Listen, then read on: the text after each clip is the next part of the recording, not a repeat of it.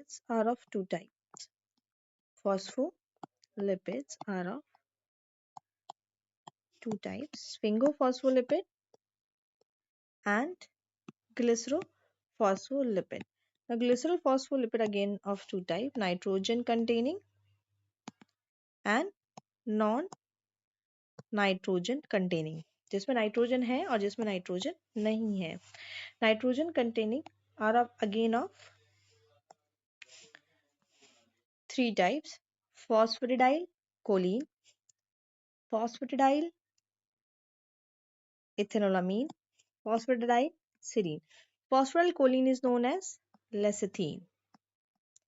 Lecithin. So lecithin. Phosphatidyl choline में Colin का mainly store house क्या है? कोलिन का नाम आपने सुना होगा, कहाँ पे और सुना है? Acetyl choline. क्या है ये एक ट्रांसमीटर है नर्व्स में हमारे, ठीक है ना. नर्व्स में एक ट्रांसमीटर है. तो मेनली स्टोर कहाँ से हमें मिलता है कोलिन का? एसिटाइल कोलिन से. तो ये कोलिन का स्टोर हाउस है, राइट. फिर हम बात करें फॉस्फोराइल कोलिन, जो है हमारा मोस्ट कॉमन फॉस्फोलिपिड है present in cell membrane. Most common phospholipid in cell membrane. इसके बाद फॉस्फोराइल कोलिन का इंपॉर्टेंस और कहाँ पे है? Phosphatidyl choline surfactant of lung. Surfactant lung में जो सर्फेक्टेंट है वो किसका बना है? लेसिथीन का. पूरा नाम क्या है उसका? Di palmitoyl lecithin. DI di पामेटॉइल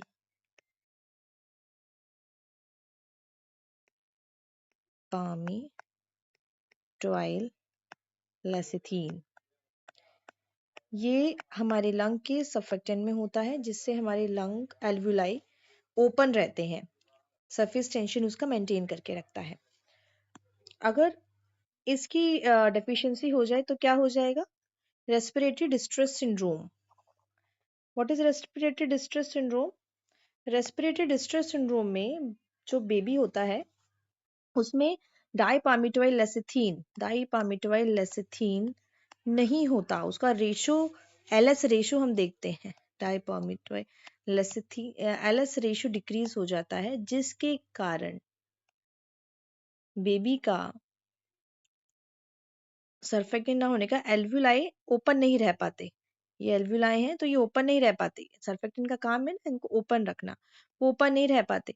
तो ऐसा बेबी क्या होता है, उनमें रेस्पिरेटरी डिस्ट्रेस हो जाता है. जब वो बच्चा न्यूबॉर्न पैदा होता है तो वो सांस सही से नहीं ले पाता. रेस्पिरेटरी डिस्ट्रेस सिंड्रोम होता है उसे. इसको हम डिटेल में बाद में पढ़ेंगे. Now this is about phosphatidyl choline. Phosphatidyl ethanolamine. Phosphatidyl ethanolamine को क्या कहते हैं हम? सिफेलिन. ये क्या है आपका? सिफेलिन. ये कहाँ पाया जाता है? मेनली क्लॉटिंग फैक्टर 3 जो है, क्लॉटिंग फैक्टर जो 3 है, क्लॉटिंग फैक्टर 3 का नाम क्या है? थ्रोम्बोप्लास्टिन. थ्रोम्बोप्लास्टिन जो है वो किसका बना है? फॉस्फेटाइल इथेनोलामीन, मेनली सिफेलिन का बना हुआ है.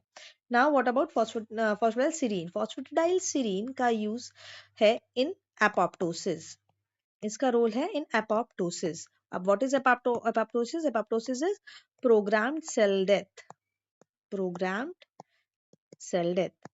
हमारी बॉडी में जितने सेल हैं, या तो वो किसी प्लानिंग के दौरान मारे जाते हैं कि उनकी एज कंप्लीट हो गई है, तो वो होता है प्रोग्राम सेल डेथ. दूसरा क्या होता है? नेक्रोसिस.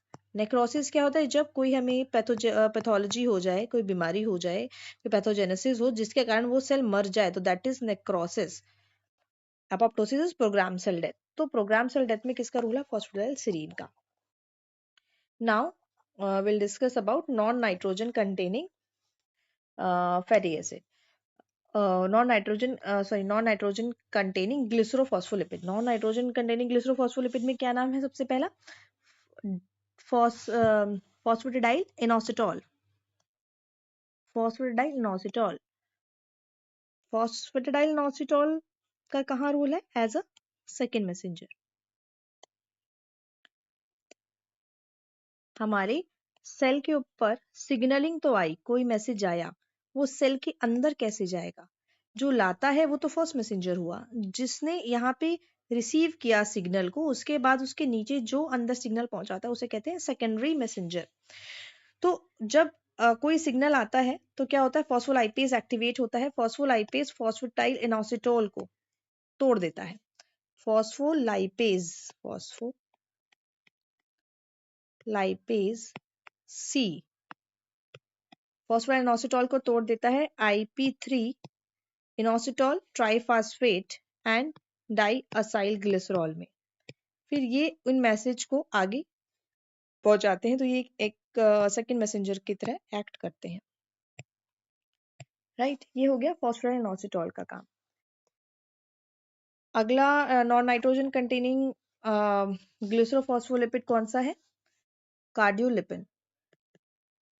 कार्डियोलिपिन कहाँ पाया जाता है? मेनली इन इनर माइटोकॉन्ड्रियल लेयर में। इनर माइटोकॉन्ड्रियल लेयर में ये पाया जाता है। और कोई भी स्ट्रक्चरल ऑल्ट्रेशन और मेटाबॉलिज्म में इसका कोई डिफेक्ट हो जाए, कार्डियोलिपिन का लेवल डिक्रीज हो जाए, तो क्या हो जाएगा? माइटोकॉन्ड्रियल डिसफंक्शन हो जाएगा, जो क्या कर सकता है? Heart failure,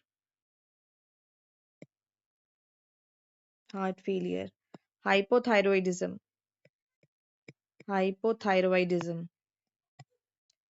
BART syndrome.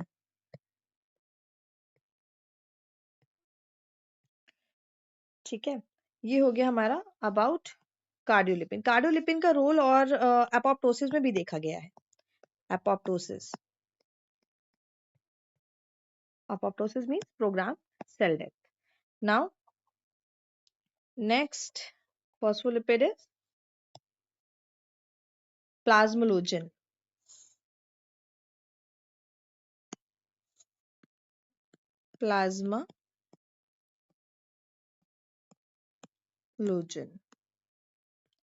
So what about plasmalogen? Plasmalogen mainly brain और मसल, ब्रेन की माइलिन शीट में और मसल में पाया जाता है। मेनली इसका रोल अगेंस्ट रिएक्टिव ऑक्सीजन स्पीशीज में देखा गया है। एग्जाम्पल अगर हम लेंगे प्लाज्मालोजन के, तो प्लाज्मालोजन कोलिन प्लाज्मालोजन है। कोलिन प्लाज्मालोजन ये पाया जाता है कार्डियक मसल में। इथेनोलामीन प्लाज्मालोजन ये पाया जाता है माइलिन में। ठीक है, फिर थर्ड एग्जाम्पल है platelet activating factor. Yes, platelet activating factor जो है वो भी एक प्लाज्मालोजन है। प्लेटलेट एक्टिवेटिंग फैक्टर, ये भी एक प्लाज्मालोजन है।